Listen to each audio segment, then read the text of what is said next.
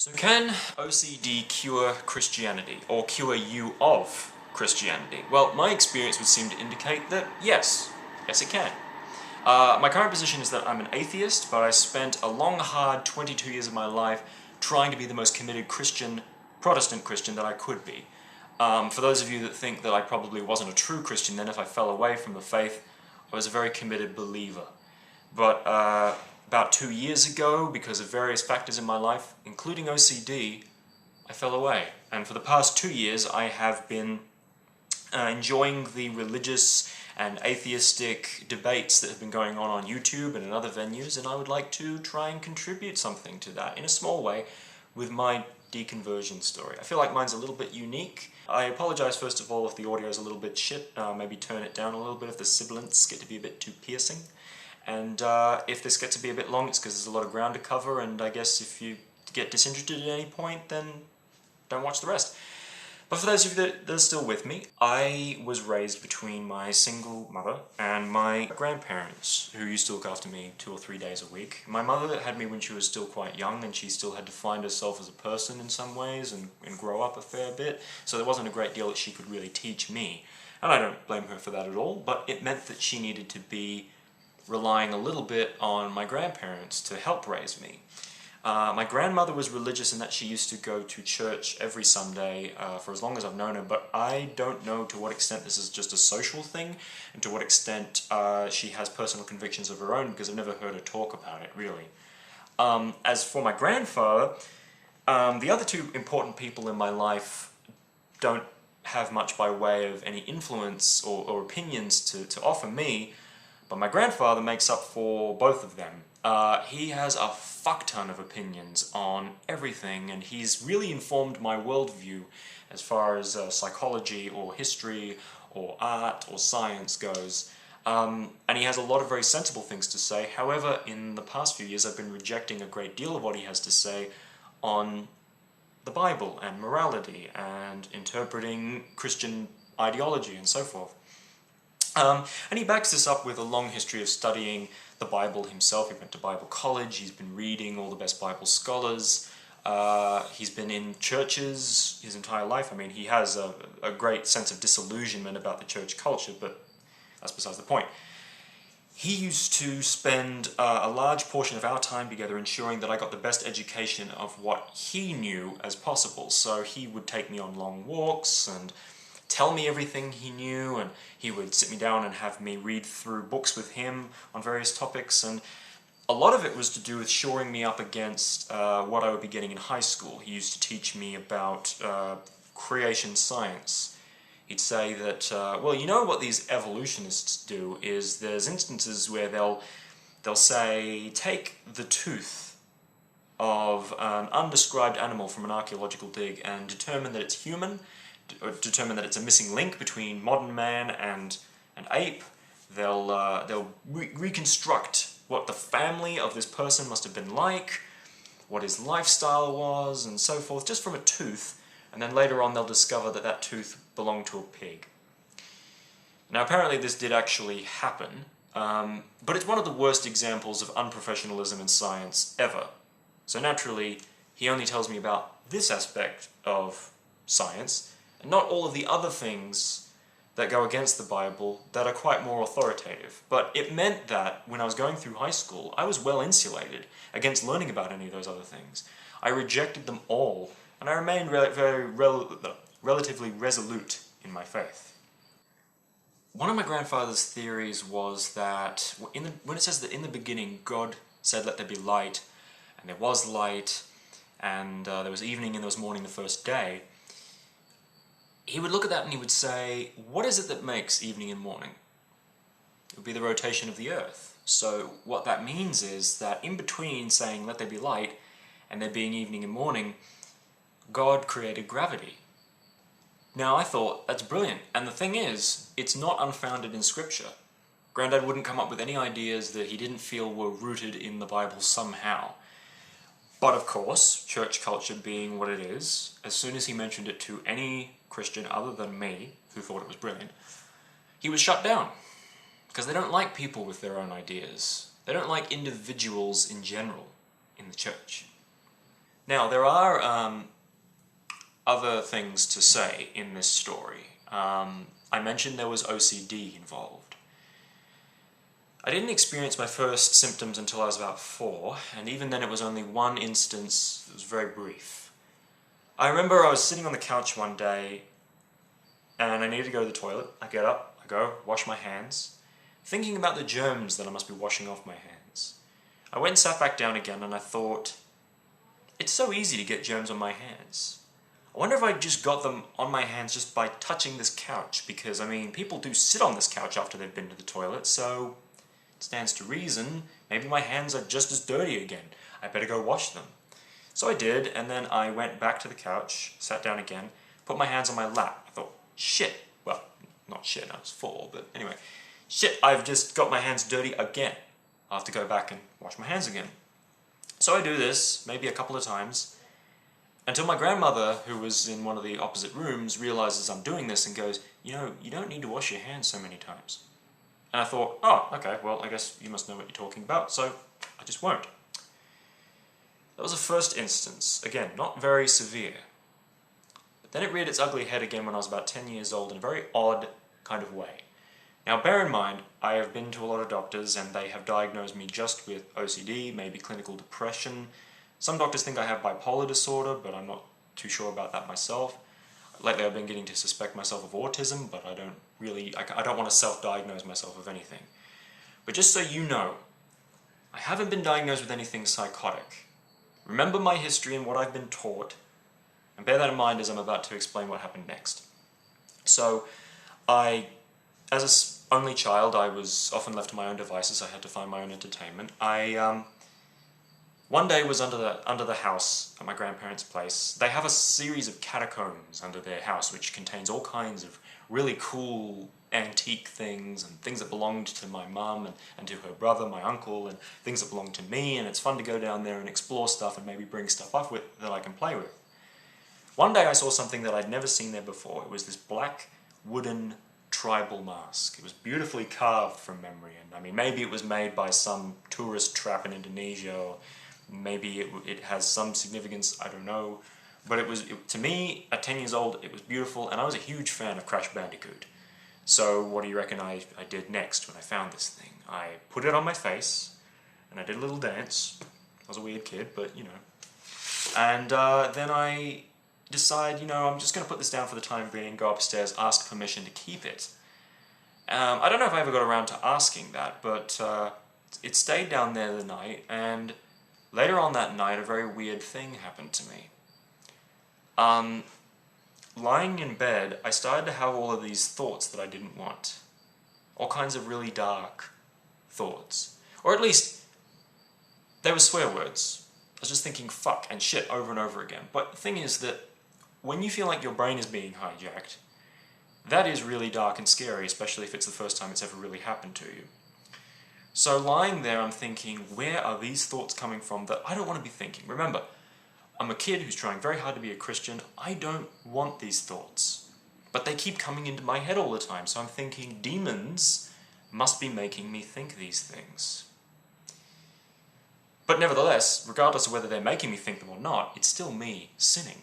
So I felt horrible for months, praying endlessly that God would make the demons go away. I began to try and find other ways to deal with it, like every time I felt like a thought was going to turn into a swear word, like shit, I would try and kind of steer it away and make it into shark, or family, or something. You know, I would try and come up with words that would side rail the endless onslaught of these dirty thoughts. Now bear in mind, of course, if these thoughts really had come from demons, they could have taught me words like cunt. But they didn't. These were the worst words I knew of at the time, and to me this was a gross sin. So finally, after months of trying to deal with this on my own, I broke down in front of my grandfather and said, I am so sorry to you and to God. I've got tears streaming down my face, and I'm saying, it's just that Satan is making me think these things I don't want to think, and I've just been sinning so much. And my grandfather says, well, you know what? I think that it isn't you thinking these thoughts willingly, because you say you don't want to think them. I think that it is Satan putting these thoughts in your mind, kind of implanting them. Like, there'll be times when missionaries will have doubts about whether or not they should be doing their work, and usually these doubts are implanted by demons. Satan is a tempter, and anything that he can do to side rail you from the career that you've chosen as a Christian, he'll do. So what we need to be praying for instead is that God will just protect you from demons outright. So I started doing this, and it didn't deal with the problem right away. The problem probably lasted another 9 months or so. I don't really remember, but I do remember that the guilt was gone, and that was an important part of this whole thing. It still was a ritual for me to keep praying for God to protect me from demons, a ritual that I felt I very urgently had to keep up with maintaining, but at the same time, it wasn't worrying me as much anymore. Which was a good thing until I was about 12 or 11 and a half. And in the year of 2002, I was racked constantly with anxiety. I don't know if it was that I was about to enter like adolescence or whatever. It meant that I was starting to think about the world in a different way, but it meant that I began to have all kinds of incredibly dark thoughts about everything. About my own mind, about sin, about the Bible, about life, evil in the world, where my responsibility to do good begins and ends, and really I needed more guidance all the time. I was constantly thinking, like, how do I know the right way to be, the right things to think, and always I was turning to Granddad. Now, I felt the need to write things down so I wouldn't forget anything I had to talk to him about, and I filled up entire drawers with things that I needed to ask him, and I never got around to asking all of them. But it was a ritual I had to maintain, because if I forgot a single thing I needed to query or ask into, it could be a way in which demons could work their way into my life and invalidate everything. I thought, what happens if demons corrupt my life without me realizing it, and I end up doing creative work, you know, drawings and designs and sculptures and things that I then have to throw away because they're corrupted by demons. They were done without God in my life, but demons instead. What happens if I get involved in watching certain kinds of movies or playing certain kinds of video games, things that bring me a lot of creative fulfillment? What happens if I get involved in things that are evil, and then Satan involves himself in my life again? So I couldn't enjoy life at all. I was plagued by constant dark thoughts, the feelings that I needed to pray constantly, writing down things constantly. I stayed up for hours each night trying to deal with this and not getting enough sleep.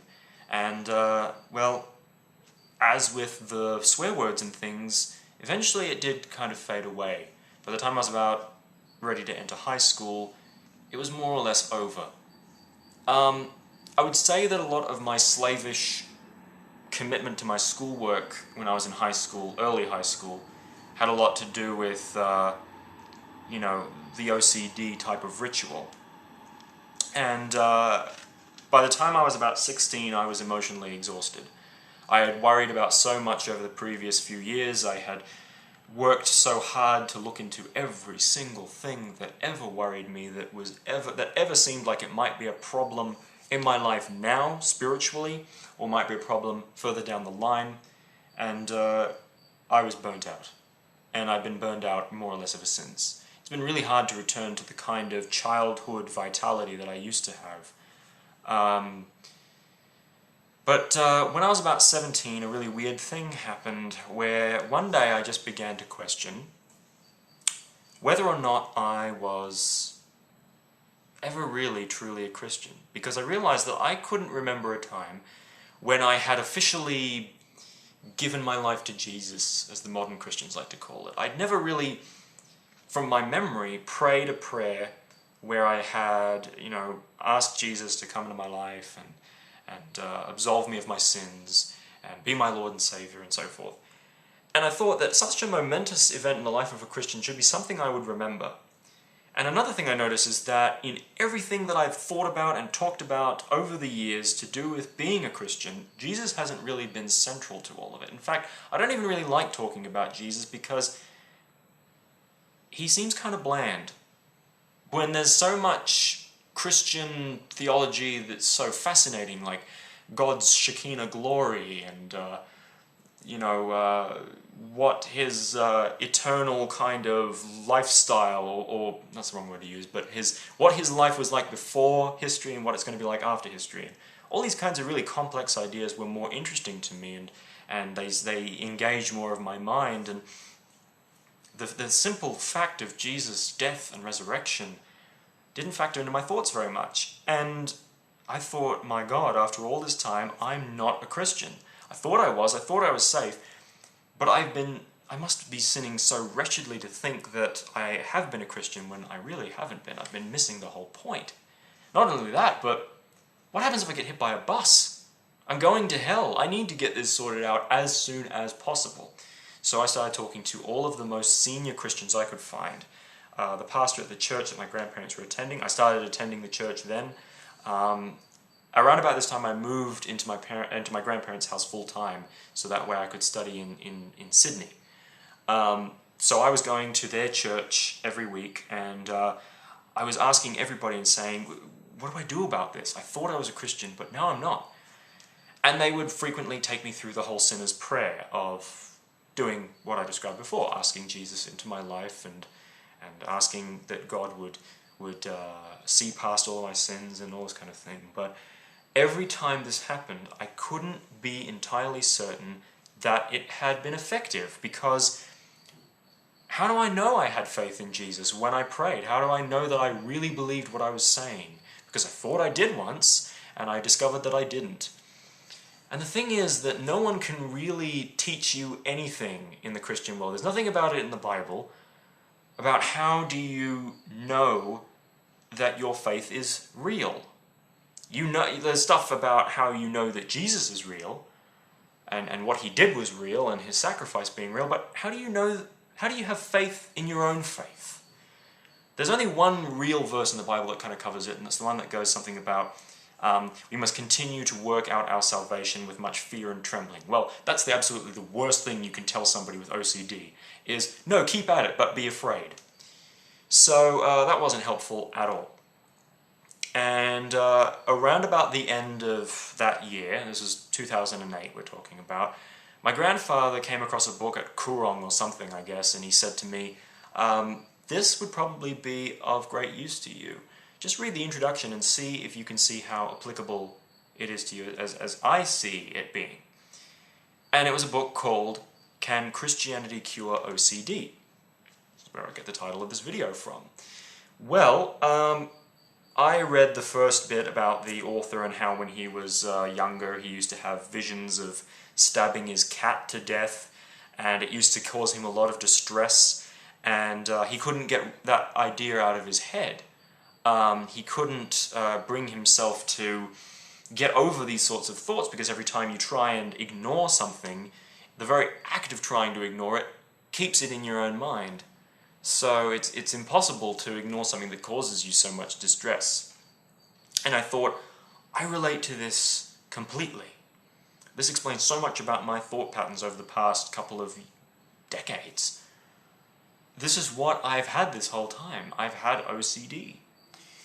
Now at this point, there might be some people watching who still don't know what OCD is, and frankly, I mean, Hollywood and TV shows don't really do a great deal to clear up any confusion on that matter. Basically, the obsessive part of the disorder is you have these thoughts that recur and that cause you a lot of distress. And in the instance of like picturing stabbing your cat, or picturing yourself while driving, turning the wheel of the car into the oncoming traffic. Sometimes these thoughts can be very vivid and unpleasant. Sometimes they can be unpleasant but vague. Like, I had this feeling as though if I didn't pray enough, if I didn't pray every time I had a bad thought, some stray thought that worried me, if I didn't pray, there was a possibility that something really bad would happen, like demons could somehow work their way into my life and destroy my life from the inside out. But that's still a very vague kind of doom that you're picturing, and there's not really many steps I could picture towards that happening, transpiring.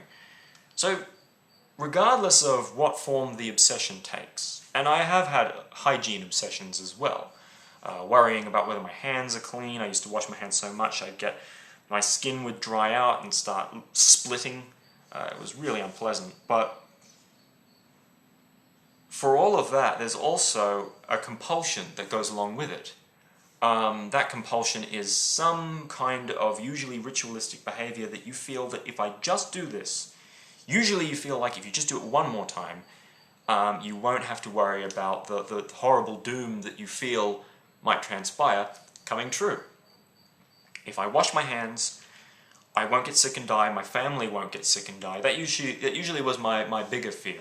Because my little sister was born when I was 14, I was worried that if I wasn't completely clean, that she might get sick and die.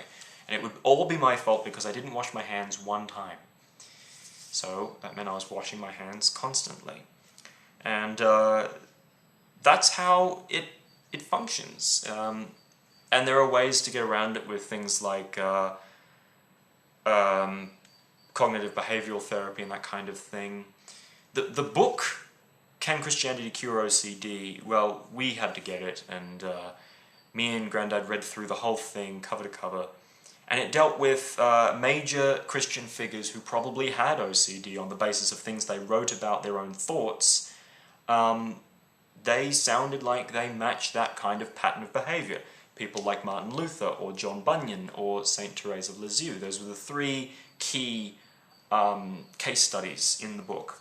I mean, the author knows other people who have had a similar condition, who were Christians in his own life, but the thing is, the book taught you not only how OCD may have come about through the Catholic Church, because the Catholic Church is obsessed with ritual and constant confession, and this idea that the slightest slip-up could send you to hell.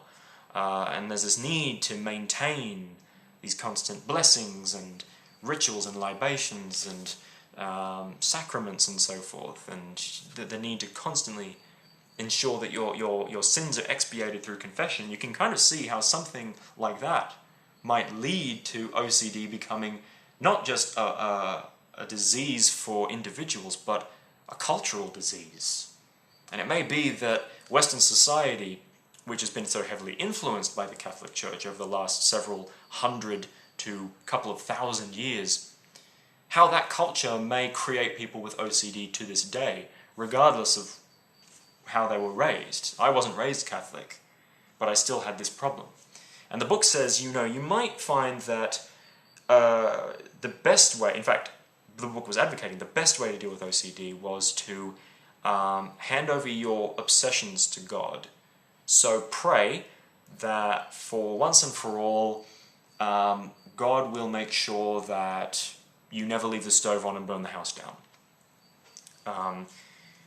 And that really is probably a good thing for a Christian, but for most instances of OCD, it would be effective. In my case, it didn't work. I prayed that for once and for all, God would protect me from demons, but thoughts about demons still worried me. And it still didn't really deal with the issue of how do I become a Christian? How do I solve through this problem of my faith? In the end, my granddad said, look, you're trying to go through high school at the moment. You've got all kinds of issues you need to deal with. I was trying to take medication around that time to deal with my OCD. Bear in mind, though, I did get a backup diagnosis of my OCD. It wasn't just that I thought, well, this must be something that I have purely based on what I read. I did go to doctors, and they said, yeah, you've definitely got it. And they recommended various medicines which didn't really help. They made me sleepy while I was trying to study. And my grandfather was like, look, just deal with getting through high school.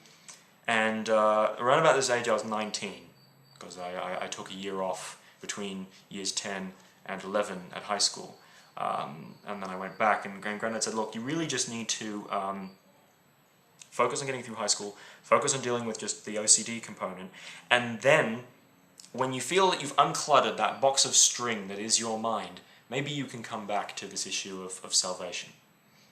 Which was a great piece of advice. certainly took a lot of pressure off my mind, and I was able to uncomplicate things for myself. I was just focused on getting myself sorted out, and this was when I was 19, I began my sort of tertiary education, went away to college, to kind of art school type of thing, and I studied design. And while I was there, I was exposed to a great deal of bohemians. I started swearing, I started drinking, but I was doing all of this because I guess I felt that God was still on my mind as someone I wanted to seek out. I never wanted to fall away from Christianity, and for 3 years, I didn't lose sight of it. Even though there were a couple of romantic relationships that kind of happened around this time that made me seriously question my whole abstinence commitment that I made as part of being a Christian. I hadn't signed any of those lame bits of paper or something, and I'm really sorry to you if you ever have done an abstinence pledge or something, but obviously as a Christian I couldn't have sex outside of marriage, but I really wanted to. Now, some people might say that being tempted in this way is the beginning of the end, and of course I fell away from being a Christian, but again, I never did anything blasphemous. I never did anything except where it would help me to join this community of people. And there are some things that you probably should do to make yourself a little bit less conspicuous, like swear and drink. So I was doing these things, also as something of a learning experience. I felt like, well, if I see what the world has to offer, when I go back to being a Christian, I can say that I decided to live a life of celibate avoidance of these particular sinful pleasures, with more conviction. I can say I knew what I could have had, and I rejected it. But anyway, time went on, and various things happened that kind of made me a bit disappointed and disillusioned with life in general. I started to get depressed, I started to lose all motivation, and I started to wonder again after 3 years, am I going to do something about coming to salvation finally? When am I going to be ready to rejoin the ranks of the church? When am I going to actually enter into this relationship with God that I've wanted for so long? And I thought, the only thing that's really stopping me from doing all of that is this problem I have with mental illness, which God has allowed into my life, if not put it into my life, because actually a lot of this OCD probably has a lot to do with my Christian upbringing.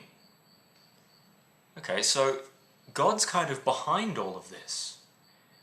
And as these gears are turning in my head, I'm starting to come to a conclusion that I don't really want to come to. This isn't me deciding that a life of debauchery is just too tempting and I have to fall away. Remember, I've been scared shitless of doing the wrong thing for most of my life, so at this point, I don't want to confront the idea that maybe it was all for naught. But eventually I have to acknowledge the fact that God is keeping me from Him by putting a mental illness in my life to stop me from coming to Him. All that I've learned about the sacrifice that Jesus made and God's entire purpose for creation, all of it is being confounded by this issue that I have, that God has apparently allowed me to have. I was under the impression that there was nothing, no man, no demon, no sinfulness that would stop a person from ever coming to salvation. If someone decides they want to be a Christian, they can be. Otherwise, what has Jesus conquered? If all that He did is completely confounded, like I said, by mental illness, then what was the point of Him coming to earth and living and dying and being resurrected and all that bullshit? There is no point. And I'm free to say that it is bullshit now. Because I had to conclude at the end of that God would not cut His nose off to spite His eternal face. This is a huge undertaking to create this universe and all of this history, and if He is going to ruin the whole point of it, by something like this, and I have reason to believe that God is a personal God. He's not just going to allow some people to fall aside. My mental illness was real, and supposedly God wants me still to come to Him. It just couldn't be done. So I had to acknowledge the fact that God probably isn't real. Especially since after I've been praying for so long that God would help me with my mental illness. I've been praying for 4 years or so now. Nothing's changed. I've been praying for Him to take demons away, demons which probably were just OCD in the first place. Again, He didn't do anything. He's left me, as far as I can see, to do all of this on my own. And I thought, well, if God doesn't exist, how am I going to deal with demons? And then I remembered, of course, well, if God doesn't exist, neither do the demons. So I realized that what this meant was that now it was up to me to determine what was moral. Now I don't have the Bible to give me any kind of guidance as to how I should act. And furthermore, I don't have any purpose given to me by the Bible. So I must now choose a purpose of my own. But here's the funny thing about that. God doesn't exist, so He doesn't put value on human life.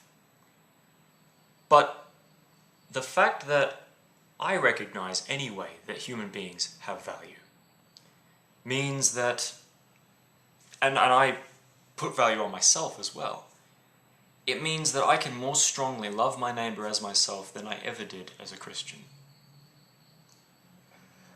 I can understand, I can see in my fellow human beings the kind of imperfections and weaknesses that I have. And I don't denigrate Christians now. I don't consider them stupid because they're Christians. There are a lot of stupid people who are Christians, but that doesn't mean that all Christians are stupid, because I've known plenty that weren't, including my grandfather. But where do I stand now, just in general, with spiritual belief? Am I an atheist? Do I believe in anything spiritual of any nature? Well, thanks to people like, the famous atheists, James Randi, Richard Dawkins, Sam Harris, and so forth. People who I don't worship as a god or as my pope or anything ridiculous like what Christians try to accuse us of. People like this have shown me that, well, you really can't believe in anything that you don't have a good reason to believe in it for. So, I don't believe in the God of the Bible, the Protestant Bible. I don't believe in the God of the Catholic Bible. I don't believe in the God of the Hebrew Bible. I don't believe in the God of Islam. All of these gods go back to the same historical root. I don't believe in any of the ancient gods that inspired these modern-day religions. I am an agnostic atheist in that I live my life as though there is nothing spiritual. I am willing to be proven wrong, as I was proven wrong about God. I couldn't ever have the audacity to think that I know everything for certain, or anything for certain, after what I've been through. So, what this means is that I have to acknowledge that one day something may come up that will prove me wrong. But the agnostic part of that title is that I don't believe I can know if God is there unless He reveals Himself. And as I've been thinking through various aspects of the Bible and of Christian ideology, I've begun to realize that God, if He has revealed Himself through the Bible I used to study, He's done a very poor job of it.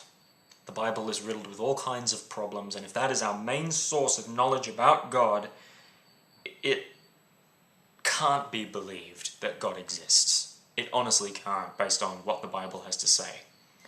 And even if He does exist, somehow, with all of the craziness that's in the Bible, He's a thoroughly reprehensible person, and if I ever encounter Him, having died and discovered that everything I thought was true is wrong, and God just basically tricked me into thinking that He doesn't exist based on the evidence that He leaves about Himself, if it turns out that He does exist, and He questions me on my morality, I'm going to question Him straight back. I will not be humble before Him. I'm going to say, why is it that there's so many things that you've done that are thoroughly horrible. They're totally inexcusable. I don't owe my allegiance to you unless you can find a good justification for all these things you've done, and all these things you commanded people to do, and all the problems that you've created through history. In some instances because you weren't clear enough on what you were talking about. Now, my various problems with Christian ideology and with the Bible, I think I'll cover in a different video, but now, as captain of my own destiny, I believe that my life has more meaning than it ever did as a Christian because it's a meaning I ascribe to it, and it's more focused on every moment that I'm alive, because previously I was focused on what I was going to do in eternity. I had literally an infinite amount of time to explore things, and now I really don't. And I'm glad that I was able to come to all these realizations so young. If you're really old and you're coming to these realizations now, then good for you. Make the most of what time you have left. It's better than wasting all of it.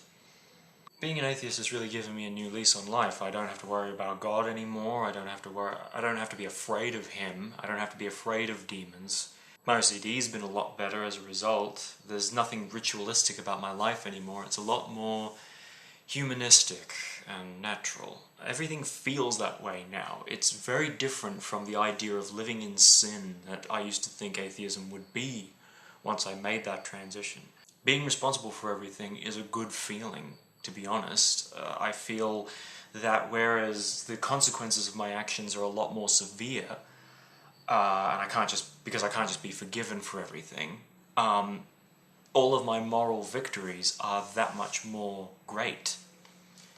The idea, I still, if someone asks me to carry their bag a mile, I carry it 2 miles. If someone slaps me on the cheek, I still turn the other one. But I do it because I believe that if I didn't, I would only be doing good things for personal gain. And the goodness of doing something for somebody else would be lost.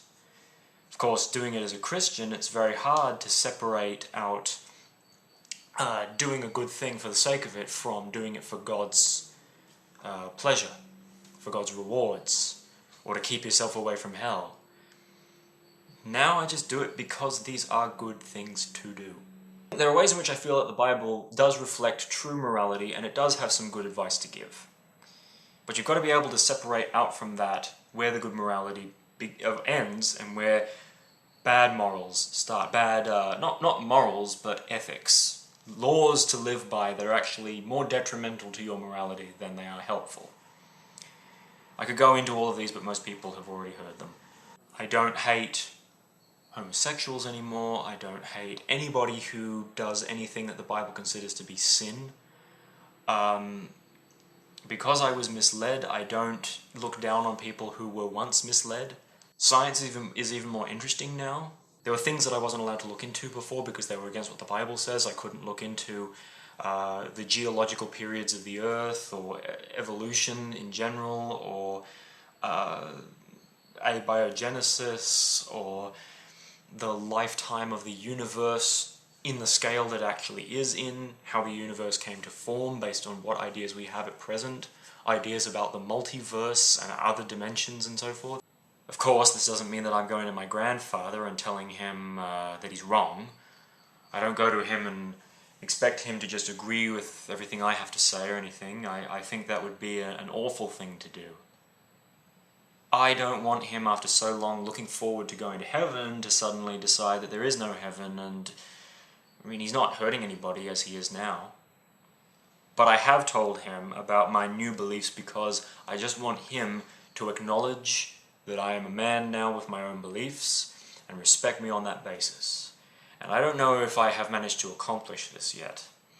And beside my better judgment, I do sometimes get into arguments about these kinds of things with him.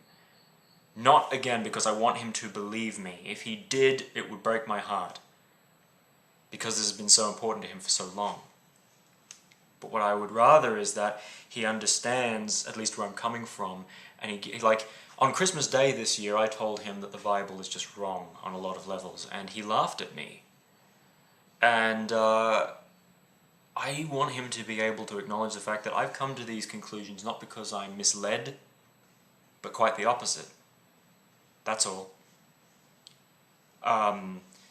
And I don't expect anybody that watches this video is going to agree with me either.